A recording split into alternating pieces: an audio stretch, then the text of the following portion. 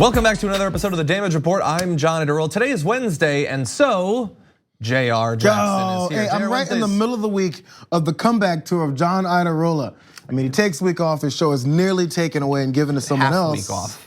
That's all it takes. Working for the first half. That's all it takes. I was on twice, so it was damn near taken from you. Exactly. I didn't know if we'd be able to recover after last week, but we're going to try. And the way that we're going to be recovering is taking a tour through white supremacy in America. It's going to pop up in a couple of different stories, some just examples of it, but an appeal to young white supremacists to renounce their dark, dark ways, coming from Representative Alexandria Ocasio-Cortez, which we'll get to a little bit later on. And along the way, we're going to be joined by a couple of awesome guests. We're going to be touching base with an expert on the protests in Hawaii against the construction of a telescope on a sacred mountain. And then later on, Jose Caballero, who is an awesome candidate who is primarying a Democrat here in California in a race for Congress, is going to be joining us and breaking down his platform, what he hopes to get done if he enters Congress. Just so much to get to. So in fact, why don't we jump into it with the scandal of the past few days involving Joaquin Castro. Joaquin Castro tweeted something yesterday, and since then he's been attacked by a whole load of people implying that he is trying to get donors to Donald Trump targeted by angry people, perhaps by violent people. So first, let's take a look at the tweet that he sent out. It said this: sad to see so many San Antonians as 2019 maximum donors to Donald Trump, the owner of Bill Miller Barbecue, that's weird that's spelled out that way. Owner of the historic Pearl, realtor Phyllis Browning, etc. Their contributions are fueling a campaign of hate that labels Hispanic immigrants as invaders. And attached to that was an image that had already been available, but we can go to that very, very quickly. Yeah, so you can see some names, and they were maximum contributors already to Donald Trump, and he was disappointed to see that. So that created a firestorm. Someone attempting to get out in front of that firestorm was a friend of the show, Dave Leventhal, who tweeted, as this tweet has caused a firestorm, 3 facts. Names, donation amounts, and employers of these Trump donors aren't private. They're public records found at fec.gov. Federal political contributions of $200 plus are public, and it's not common for sitting members of Congress to do this. So he acknowledged that what Joaquin Castro did was somewhat out of the ordinary, but perhaps was not an attempt to get dozens of people in the San Antonio area killed, which is what some people were pitching it as. What did you make of this? Okay, this is frustrating because the fact that we have to address it is part of the problem in the first place, because this fake outrage that comes from many people who literally in the same week are trying to cover, hide, and find some way to delegitimize, I guess, the talking about how much Donald Trump is pushing this kind of narrative that led to the shooting in El Paso, first of all, right? And countless others that have been going on. People that he's inspired to carry out violence. When he calls them invaders, say they're rapists, they're criminals, they're murderers, they're MS-13, they're coming to get you. When you say all that and you can still say, I don't see a connection, or then even says, hey, punch him in the face for me. Yeah. Or when someone says shoot him and you start laughing at it, all that happens, but you can't find the link that's right there in front of your face. Yet, you can find a link between Joaquin Castro posting the donations from entities that are supporting Donald Trump. And you can somehow link that to violence when no part of the tweet said, look at all these people donating to Donald Trump. Don't you just want to shoot them? Yeah. Look at all these people donating to Donald Trump. Hey, they're rapists, they're killers, they're murderers, they're coming for you. None of that was said. It's an invasion of donors to Trump. Yeah, no, he didn't say anything like that. People have, including Ted Cruz, by the way, also of Texas, have specifically said that what he did was dox these people. Thing about that is that dox actually has a definition, and what he did not do that. But I will allow Joaquin Castro to make that point. Earlier today, he appeared on Joe Scarborough's show, and this is what he said. Some of these Republicans said that I doxed these people. Doxing is when you tell somebody's physical address or phone number. None of that was in this graphic that I shared, which was first put up and circulated by a local indivisible group. My post was actually a lament. If you look at my language, I said that it's sad that these folks, many of whom are prominent business owners in San Antonio, a city that's about 65% Hispanic, their customers, the people that have made them wealthy, their employees, the people that have worked for them for years, many of those folks are Hispanic, and they're giving their money to a guy who's running ads talking about Hispanics invading this country. Yeah, he didn't dox them because you still have no idea where you can find them if that was what you were trying to do. It's just not what it is. And as Dave Leventhal pointed out, all of this was already public. It's all on the internet. Anyone who's made a contribution above $200, you can see the person, you can get like their industry that they work in and when they made the donation and who they made it to. That includes, by the way, you watching this. You can go on Open Secrets right now and you can search that. Literally everyone, that information is all available. He just made it slightly more available. While they're trying to make the case that he's inspiring hatred or violence, literally in the text that he sent, he said it was sad that they were fueling a campaign of hate. He wasn't saying go get these people. He wasn't saying I hate these people. He's saying it is sad to see that in a community that is so diverse that they would be supporting a politician whose values do not line up in any way with the communities that live in that area. That's all he said. The next thing that they're gonna be upset about is when someone says, look at the list of Republican congressmen or senators, whoever, that voted for this bill that exploits so-and-so. There's many things where they vote for that exploit people, from gay rights to immigrant, from migrant rights to voting rights. So if you post something out and says, hey, these Republicans are voting against something that's good for the American people, they're gonna go, how dare you list my vote? You know they're gonna come after me now? You know why they're gonna come after you? Because you're afraid of the negative, your negative votes that are actually hurting Americans. If your conscience tells you you're in the wrong, accept that and do something different. Yeah. Can we talk about Don Jr. for just a second? Because Don Jr., he's the guy who's very consistently been against any sort of intimidation, political violence, anything like that. He doesn't like it. And so, look, of all the people that were attacking Joaquin Castro, he is perhaps the fakest in his outrage. So even though, remember, when Trump got into office, they didn't do the blind trust or anything. They didn't need to, because Donald Trump was gonna handle the politics and Don and the other one were gonna do the business stuff, right? And yet for some reason he comes on Fox and Friends all the time to talk about politics. Anyway, he was on Fox. Here is what he had to say about Joaquin Castro's tweet. That list sort of screams like the Dayton, Ohio shooters list, right? When a radical left-wing politician who's polling at about 0% does this for either attention or a call to action, it's pretty scary. I mean, that was the same thing that the Dayton, Ohio shooter did. This is a list. And people should be fed up of this nonsense.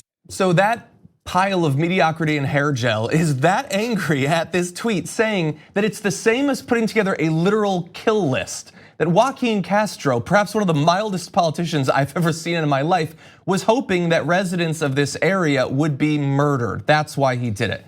It's just absurd, but we understand all this fake outrage is designed to do one thing. For distract from the El Paso shooting, that's true, but there's one thing as well.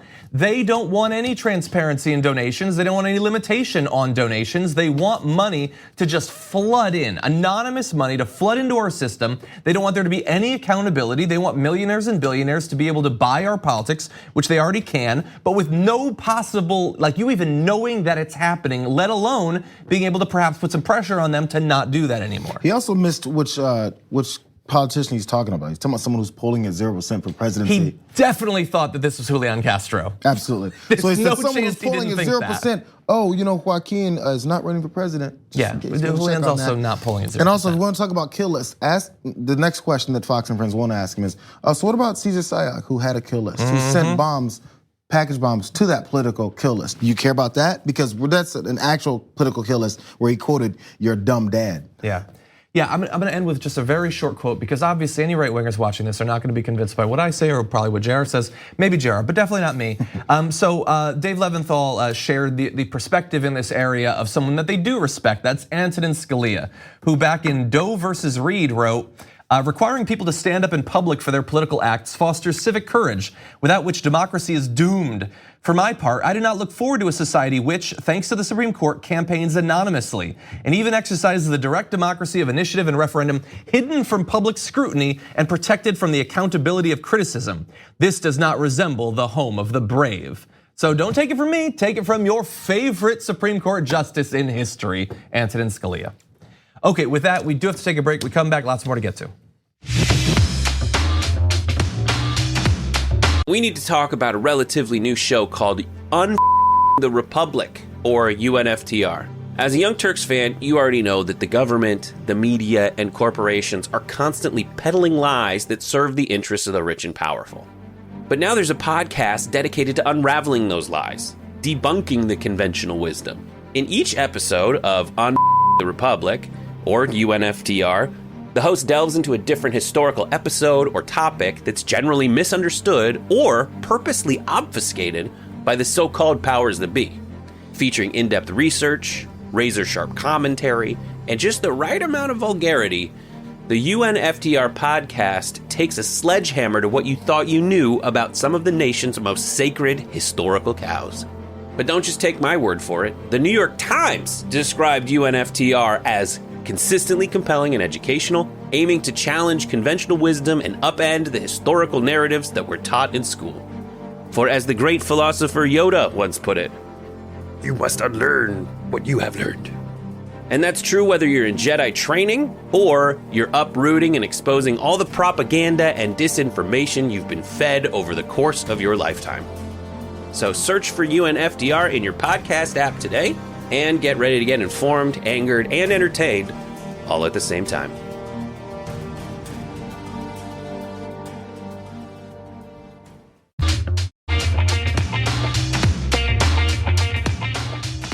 For weeks now, Hawaii has been the site of protests over the construction of a telescope on a sacred mountain.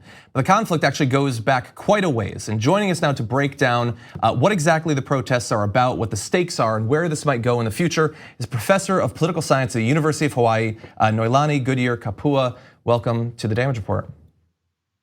Aloha, John. Thank you for having me. Thank you for joining us. And so, look, there's a few different aspects of this I'd like to talk about, but for people who might not have seen this, and honestly, I have not seen much mainstream news coverage of these protests. What is actually going on? What are the protests are about? Well, we're getting to about a month now where folks have been camped out at the base of Mauna Kea Access Road. So the beginning of it was the establishment of a pu'uhonua, which in Hawaiian culture is a place of refuge, it's a sanctuary, it's a safe place. So that was established on July 14th, And then on July 15th, when the construction was scheduled to begin, there were hundreds of people who gathered to block the road from machines that would be moving up the mountain. And since then, there has been a front line primarily held down by elders and respected community leaders, knowledge keepers of our peoples who have continued to hold that base of the Mauna Kea Access Road. So as you point out, the announcement that the construction was going to begin happened last month, but there has been concerns about this construction taking place for years now, correct? For years, yeah. The 30-meter telescope and the resistance against it has been going on for about 10 years now. And prior to that, there were also efforts that successfully stopped about a dozen telescopes from being built on Mauna Kea.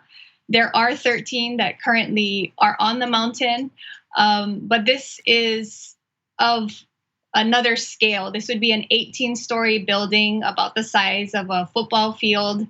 It would be the largest building on the island. And so people are opposed to it because it's a sacred place.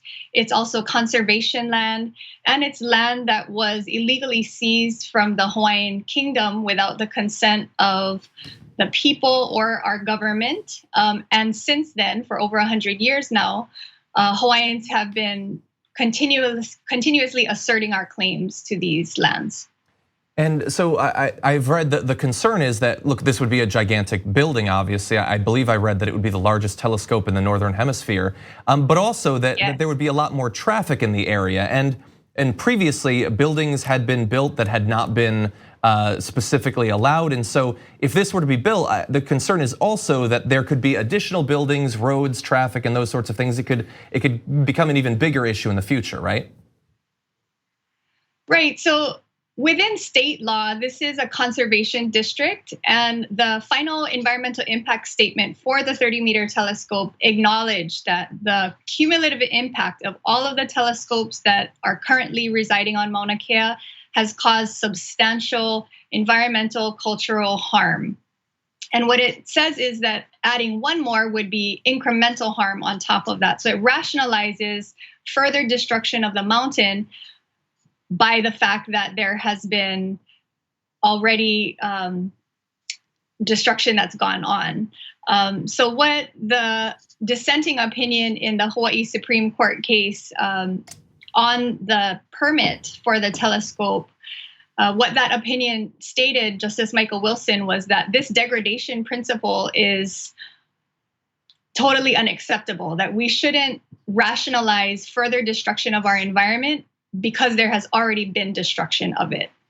And that's certainly been a concern throughout the islands. This island in particular, though, in Hawaiian culture has a significant place, right? Well, the mountain itself, this is the tallest mountain on the island. From the base of the ocean floor to the top of the mountain, it's actually the tallest mountain on Earth, if you measure it all the way from the bottom of the ocean.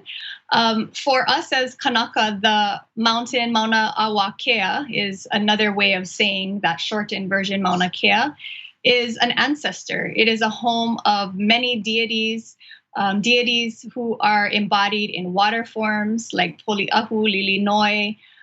They take bodily forms that remind us why this is a sacred and important place, because it is the top of a watershed.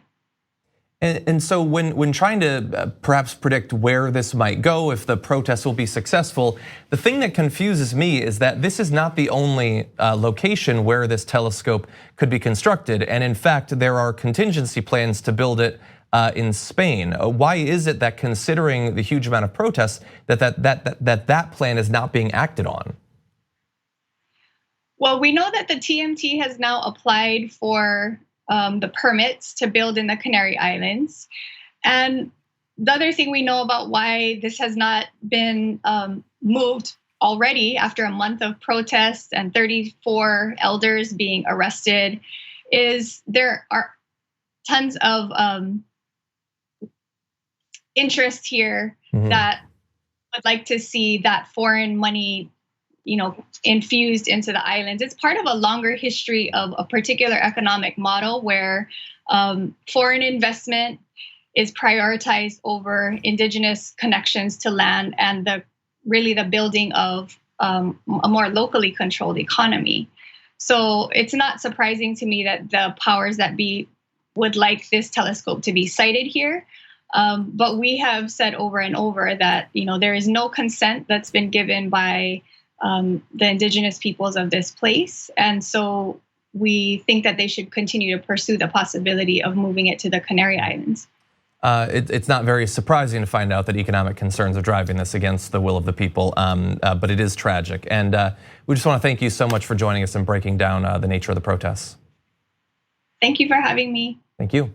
We're gonna take a short break here. When we come back, we're gonna be showing you a video, a racist, violent video that got a student ejected from school, but it sure took a while. We'll show you that after this.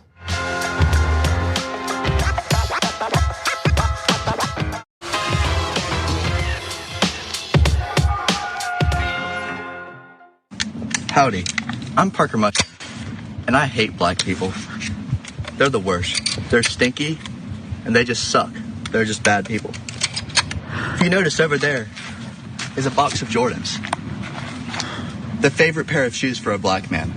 I'm gonna show you what I think of a black man. All So even with the bleeping, I think you get the basic idea of what that video was about. It was posted willingly by that student who recorded it and then posted it because he wanted people to know what he thought of people who weren't quite like him in this country. And what's interesting about that is that it's racist. It's also incredibly violent. It's exactly the sort of thing that you'd imagine we would find out about after that kid went through a high school or a college shooting as many people as possible, and we'd wish that we would have known. So that video was released, and eventually the student was actually kicked out of their school, but the lag was significant. So the student at Cardinal Newman High School in Columbia, South Carolina, eventually in late July was allowed to withdraw before being expelled. But the videos were actually found in early May. So months went by, months, where the kid was allowed to continue going to that school, even though we know that he had weapons, he despised black people, and could have at any time gone and shot as many people as he wanted. Jayar? Okay, when I first saw this, it's one of those things where we go with, who's the next shooter gonna be?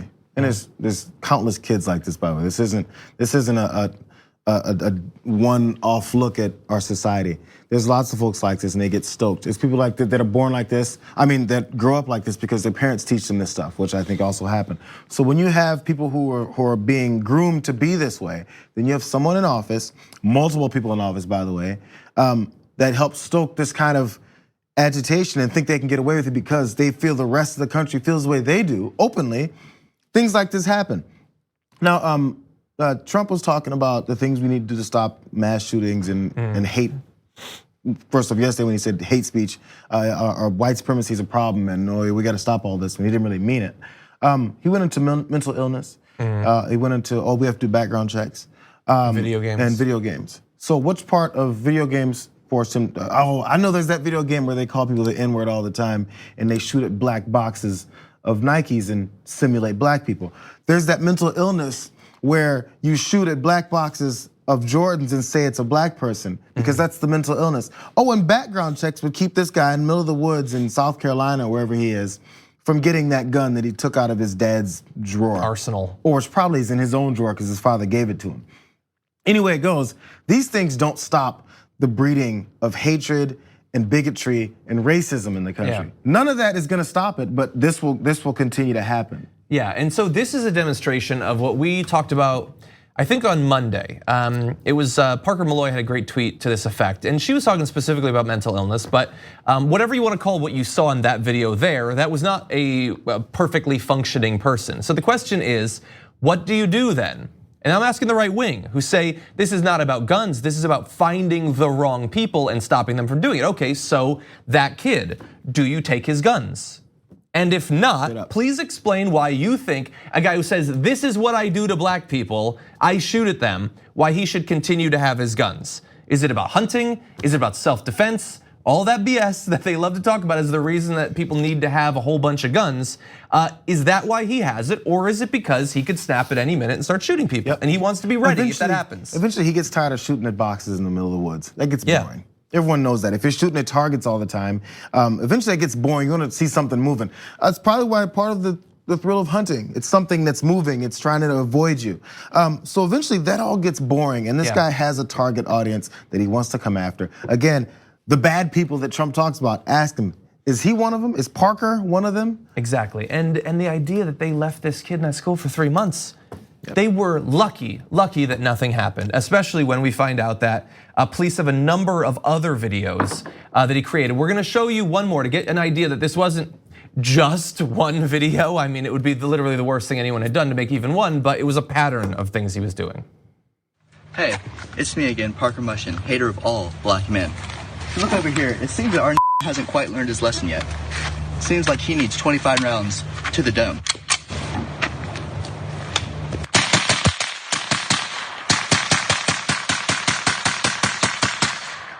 I don't think that was enough.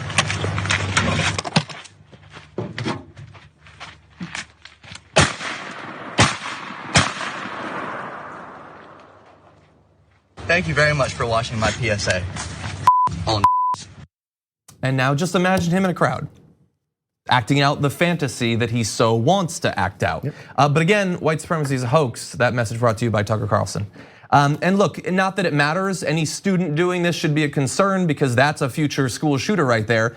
But he's connected to important people. He's the grandson of disgraced Republican political kingmaker Richard Quinn, who is himself now facing decades in prison as part of a years-long corruption investigation of GOP state lawmakers.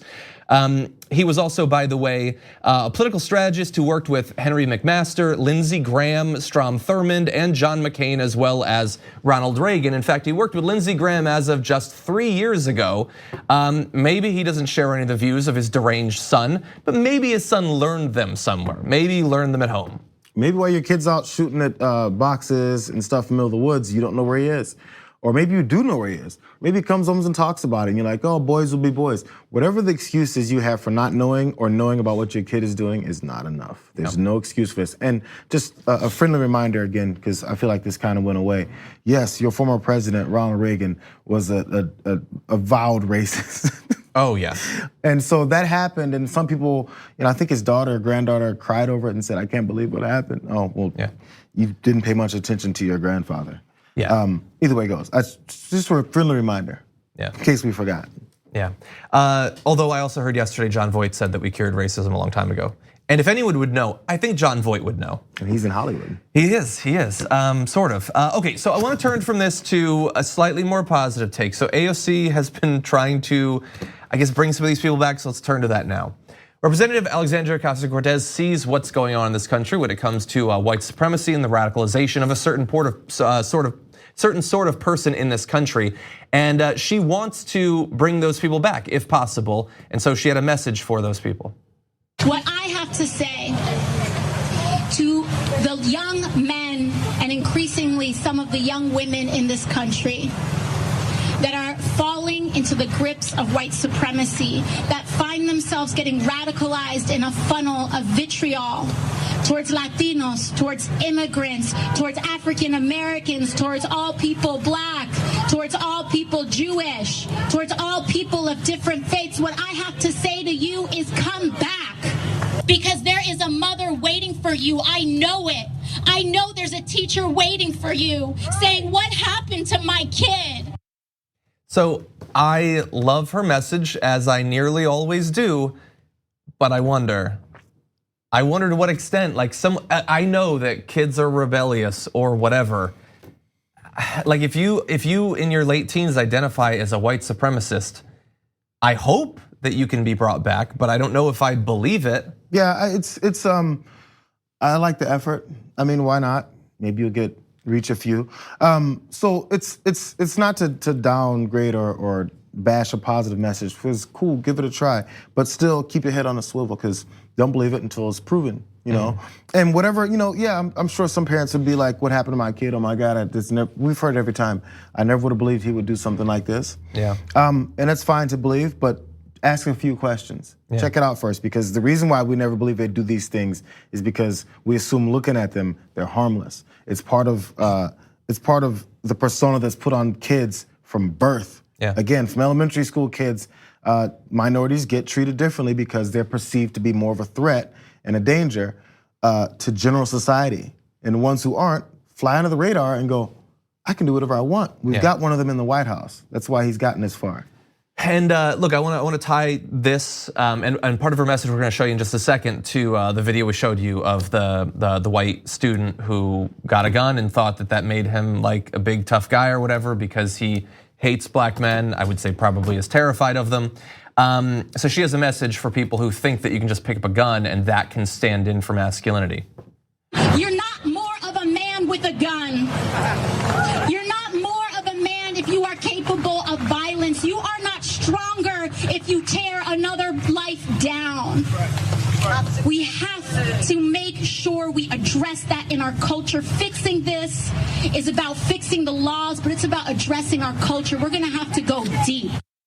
So I could not agree more. And the issue is that for a certain sort of person growing up on the internet right now, for whatever reason, they want to feel like a victim or whatever, their role models tell them effectively, not in those many words necessarily, but tell them, yeah, get that gun, you will be a man, that's what you need. You should be incredibly suspicious of women, you should grow to hate women because they're not giving you what you feel you're entitled to. They breed this weak, pathetic, violent, emotional creature like you saw in the video earlier in the show. Yeah, and then the thing is, you need the voices of the people that they actually look up to and relate to say these things. Yeah. So when they see AOC say that, it's a positive message and it's true. But when they see her say it, or they feel a woman saying it, especially a minority woman saying it, it hits at their guts because they have been conditioned to not care about what that person says. Yeah. As many conservatives said about whenever there's Muslim extremism, oh, hey Muslims, when are you gonna fix your community? Go tell them to stop it.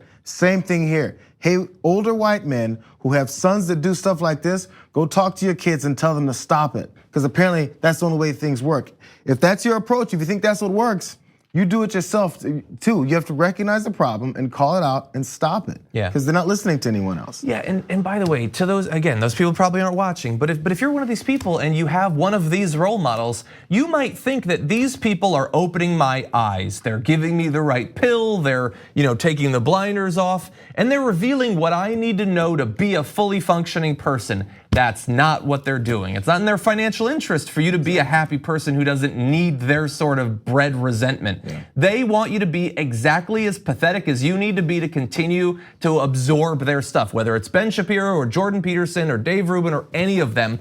They want to keep you in a pathetic, low state where you hate the right people and you want to be told by them on a daily basis exactly who has turned you into the creature you are. That's all it is. Buying a gun is not going to fix that. You got to turn the channel, stop listening to them. Okay, we are going to take a short break. We come back, an awesome candidate is in studio to break down a challenge to a Democrat here in California. We'll show that to you after this.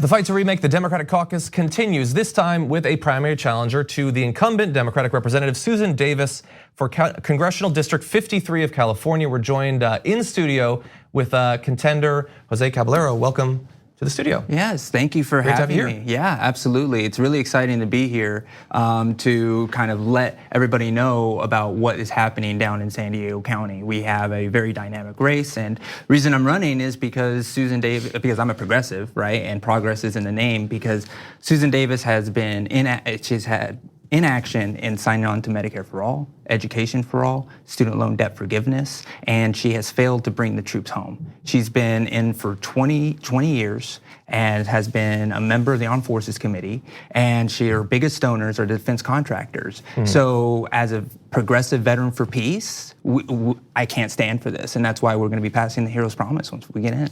So the interesting thing is, I have heard, one of the stereotypes is that California is a pretty liberal state, but that there are areas that are incredibly conservative. And down in San Diego, it's known for being a little bit more conservative, but she has been the incumbent for a long time, and she wins decisively. So this is not some sort, like, I know that there will be pushback from the establishment saying we can't have these primary challenges, we can lose seats. This is a pretty safe Democratic seat. Yes, it is. It's a 19 plus district, so that means every time she runs, she wins by 19%.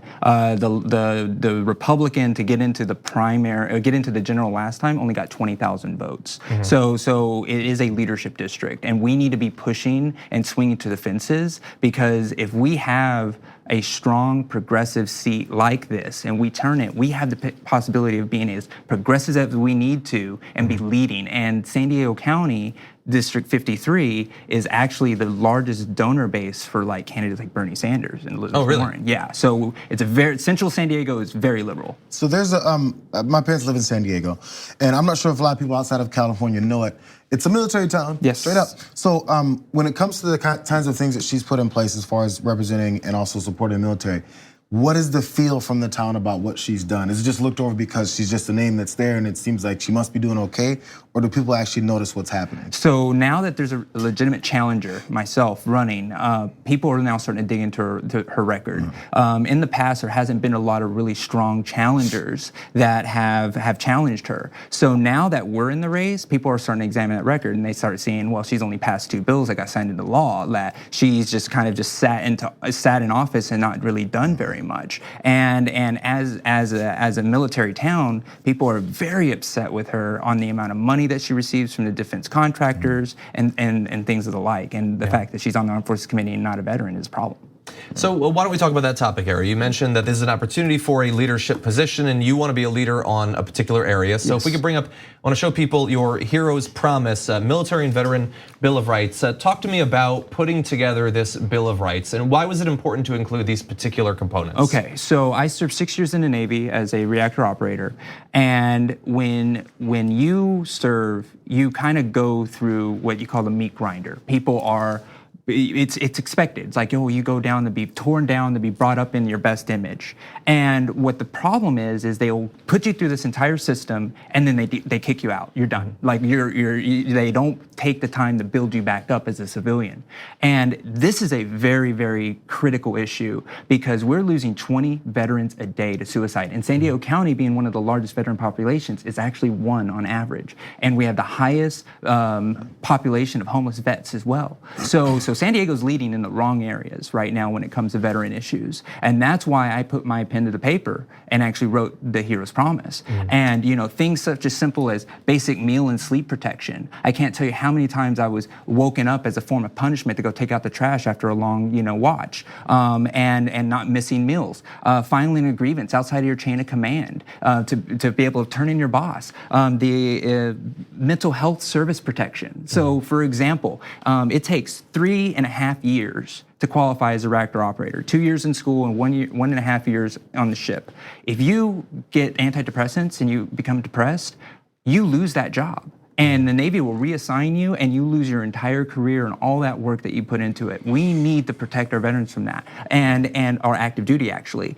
And we need to give them an end of service pension. So give people a chance to get back into the economy. So if you do 4 years, you get 4 years of actually base pay. If you're a combat vet, it's +2. So it caps at 6 and 8 for combat vets. On the veteran side, we need to make sure that we give them housing rights. So we can give them, start getting the homeless off the street. We need to get them education so we can have education for the entire lifespan, tuition free. Making sure that we have health care. Doesn't matter if it's dental, hearing, eyesight. Like these are the things that we need to cover regardless if you're service connected. And lastly, we need to make sure that they have a citizenship as a right. And that's very, very critical as well. And if to have the Hero's Promise, to be able to effectively do it and be qualified for it, you have to do a therapy session a month for the entire duration of this end of service pension. So you have to go and see somebody and talk about what happened in the military. So that sounds like actually supporting our troops as opposed to just saying it over and over and sending them abroad again. So I imagine that will be, especially in that district, a very popular proposal. Oh, it's very popular. In fact, we have candidates across the country that are using it, like Brianna Wu in Michigan 7th, and running against Stephen Lynch. She's actually using it because she's talking to veterans and she's like, look at the Hero's Promise. And people are like, wow, this is speaking to the heart, because every veteran knows these issues deep down inside. And that's why a lot of people across the country are doing this. Real fast, can you tell us, because this struck me, and since I wasn't in the military and I also never suffered from any mental health issues, which a lot of times obviously were brought on from experiences that many of these folks had.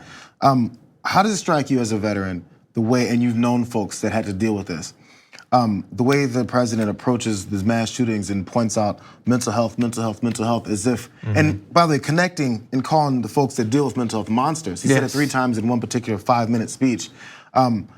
Does that land on folks that actually have to deal with it, or do they just kind of think, oh, well, he's talking about someone else? Well, a lot of times they think it's someone else, right? And when you talk about these mental health issues, as a veteran in the military, you're trained to be strong, and that's rewarded. If you're weak, you're punished. So you come out with that trauma of survival. So a lot of them is like, oh, that's not me. That's not me. So there's a lot of that is happening. Right. So that's why having the mental health protections and making sure that they're seeing a therapist every month is so critical. Because if you're talking to a professional will be able to pinpoint where the trauma is, because everybody in the military has trauma. Yeah. Everybody. Because the second you step off that bus, you have somebody yelling at you in the face and calling you terrible intentional things. Trauma. Exactly, right? And so the next day you wake up, guess what? It's now post-trauma. Yeah. So that's where we have to have these services. And if we're going to all agree that the military is a tough environment, then we need to make sure that our heroes have a promise, a safe journey home, that we give them something that actually thanks them for their service. Yeah, absolutely. Well, that sounds like an awesome plan. Yeah, I think it's probably going to play very well in the district and outside. It's been great getting a chance to get to know you a little bit better. Hopefully, we can talk a little bit more during the election. I have to imagine that there will probably be some pushback against you for challenging an incumbent. Absolutely. We can break that down as well. Absolutely. Before we say goodbye, do you have a website? Yes, I do. So it's joseforcongress.us and / the Hero's Promise if you want to learn more. But donate to our campaign. Our campaign is an actual policy that will save veteran lives. And if we're losing, over 139,000 veterans have passed away since 9/11. This is an epidemic. So if you believe in the Hero's Promise, donate to our campaign. Veterans across the country are donating. Their family members are donating across the country, because we need to stop draping flags over coffins. We need a policy that's wrapped in one. Jose, thank you so much. Yeah, absolutely. Thank you so much. We're gonna take one last break. We come back. Tucker Carlson's incredibly controversial comments calling white supremacy just a hoax and a conspiracy theory. We'll respond after this.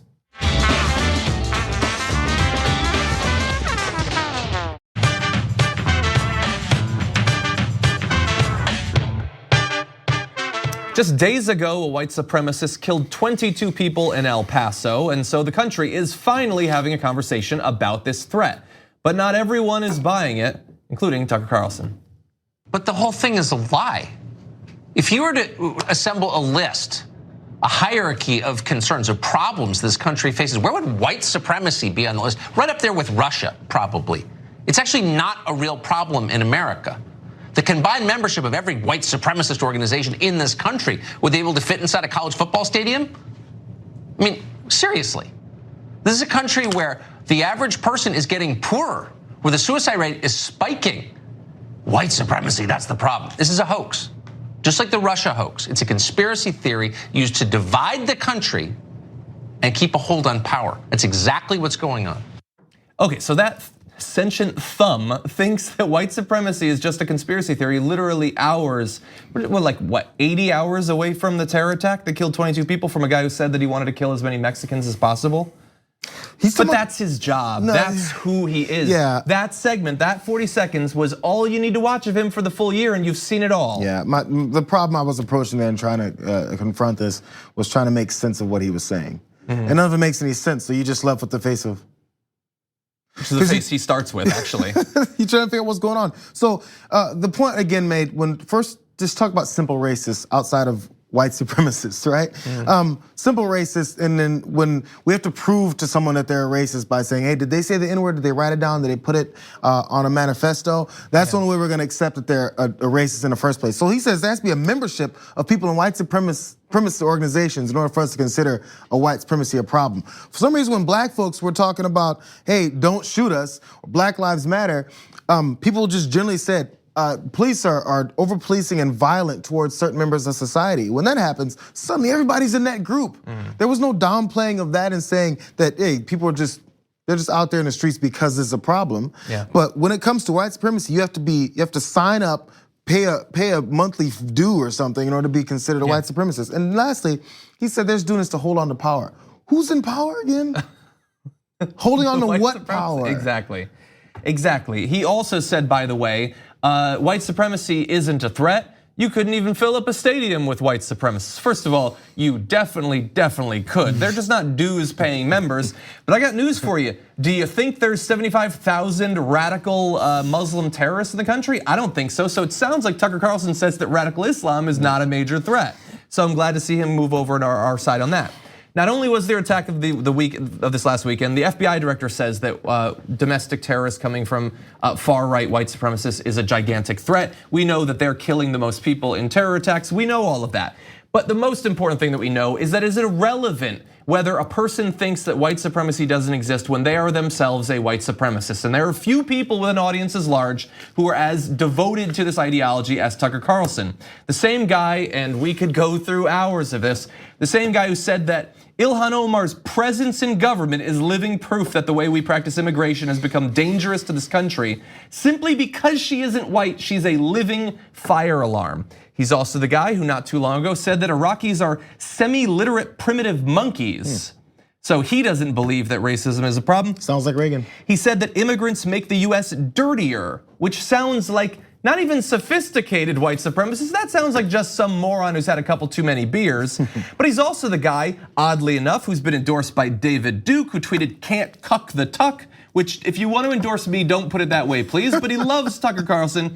Richard Spencer, actual Nazi, said Tucker has become a major public figure, not simply for his talents and good humor, but because he has raised the specter of nationalism, national disintegration, and anti-white hatred, often implicitly and increasingly explicitly. And that is the only place where I agree with Richard Spencer in his perception of what Tucker Carlson is there to do. As Andrew Gillum said, I'm not saying he's a racist. Racists are saying he's a racist. Yes. All hoax, all conspiracy theory. Those words have a little bit less meaning after today, thanks to Tucker Carlson. Anyway, as always, Jayar, thank you so much for joining us on Wednesday. It's great to have you here. And feeling last week, 100%. Thank you everybody for watching. We'll be back tomorrow.